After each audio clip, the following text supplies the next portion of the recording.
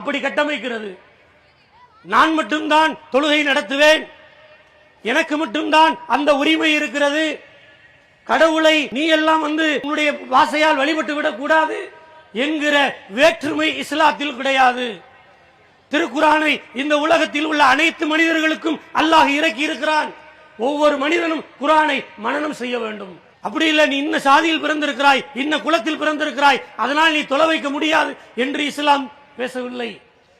அப்படி கடவுளை கூட முதல் நிலையில் நின்று வணங்குவதற்கு இஸ்லாமிய மார்க்கம் அனைவருக்கும் சமநீதியை சொல்லுகிறது. இங்கு எந்த மனிதனையும் இஸ்லாம் சாதியின் அடிப்படையிலோ, பிறப்பின் அடிப்படையிலோ, மொழியின் அடிப்படையிலோ, இனத்தின் அடிப்படையிலோ பாகுபாடு காட்டவில்லை. அதனால் தான் இஸ்லாம் எதிர்க்கப்படுகிறது. நீங்கள் இதை வேறு எந்த மார்க்கத்திலும் பார்க்க முடியாது. எப்படியாவது காலி பண்ணிடணும் அப்படின்னு நினைக்கிறான். இப்ப நம்முடைய வேலை என்ன? அப்படிப்பட்ட இஸ்லாமிய மார்க்கத்தை பின்பற்றக்கூடிய நாம் இந்த செய்தியை உலக மக்களுக்கு கொண்டு போய் சேர்க்க வேண்டும். எல்லா தரப்பு மக்களுக்கும் இதை கொண்டு போய் சேர்க்க வேண்டிய பொறுப்பு நம்மிடத்தில் இருக்கிறது.